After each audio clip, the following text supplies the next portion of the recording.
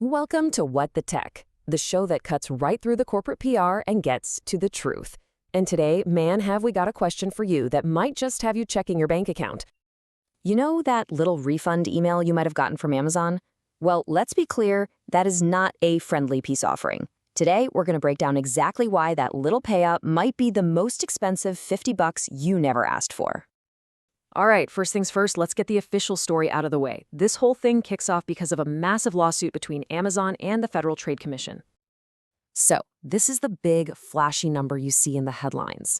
$2.5 billion that Amazon agreed to pay to settle the lawsuit. Sounds like a lot, right? Well, just wait, because the devil is always in the details.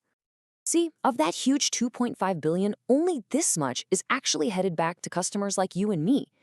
And that other billion? Yeah, that's just going straight to the FTC.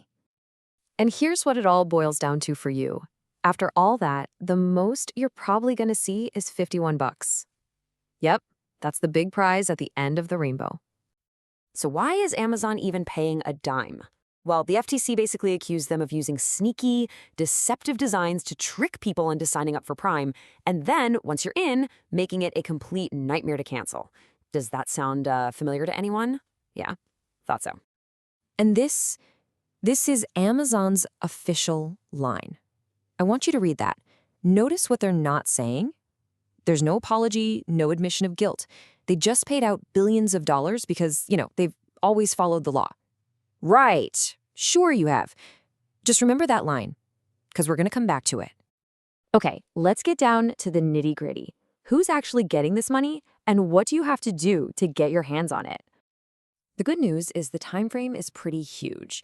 If you signed up for Amazon Prime at any point between June of 2019 and June of 2025, you might be on the list for a payout. Oh, and you gotta love this. This is where the corporate doublespeak really shines. The court documents don't call it a deceptive trap or a scam. No. The official term is a challenged enrollment flow. Seriously. Stick around, we're going to give it a much better name in a minute. Now pay attention here. You'll get the money through PayPal or Venmo first, but you only have 15 days to accept it. If you miss that window, they'll mail you a physical check, which you then have to cash within 60 days. Kind of feels like they're still making you jump through hoops, doesn't it? All right, that was the sanitized official version. Now it's time to peel back the curtain and get to what's really going on. This is where we get to the real story. Let's just call a spade here. This payout isn't Amazon suddenly growing a conscience. This is a cold, calculated business decision. This is damage control, plain and simple. And hey, by the way, if you appreciate this kind of no BS, hype-free analysis, do us a huge favor and smash that subscribe button. We go hard like this on the regular, and you don't want to miss it. So you remember that ridiculous phrase, challenged enrollment flow? Let's just call it what it actually is: digital entrapment.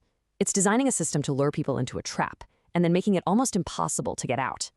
Look, this wasn't some coding error or a design flaw. It was a deliberate strategy, a playbook. Step 1, make signing up ridiculously easy. Step 2, design the cancellation process to be a confusing maze. And the goal? To artificially inflate their subscriber numbers and lock you into that sweet, sweet recurring revenue. So you might be thinking, okay, but billions of dollars, that has to hurt, right? Well, let's put these numbers into perspective for a company the size of Amazon. Let's see if this is really a punishment at all. That $1.5 billion they're paying back to customers, it's barely a blip compared to the more than $30 billion they rake in from Prime subscriptions every single year.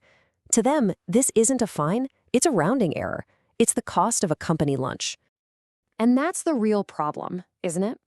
The message this sends to every other tech giant is terrifying. For a trillion-dollar company, a fine this small isn't a deterrent. It's just another line item on the expense report. It becomes a totally acceptable cost of doing business. All right, let's boil this all down.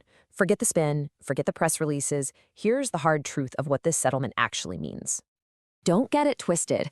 This is not justice. It's a performance for our benefit. It's corporate theater where Amazon gets to pretend it's being held accountable, the FTC gets to claim a big victory, and absolutely nothing fundamental changes. And that $51 that might land in your account? Let's bring it all the way back to the beginning. That's not restitution. It's not Amazon making things right. It's the price they've calculated it's worth to buy your silence. It's hush money. Let's be as blunt as possible. This is not reform. This is the system working exactly how big tech wants it to. It allows them to use exploitative practices, and then when they eventually get caught, they just pay a fee to make it all go away. They're essentially laundering their exploitation and making it legitimate. So I'll leave you with this. Now that you've seen the numbers, now that you see how the game is played, you tell me, is this really justice? Or is this just the price these corporate giants are willing to pay to keep the system rigged in their favor? Let me know what you think in the comments.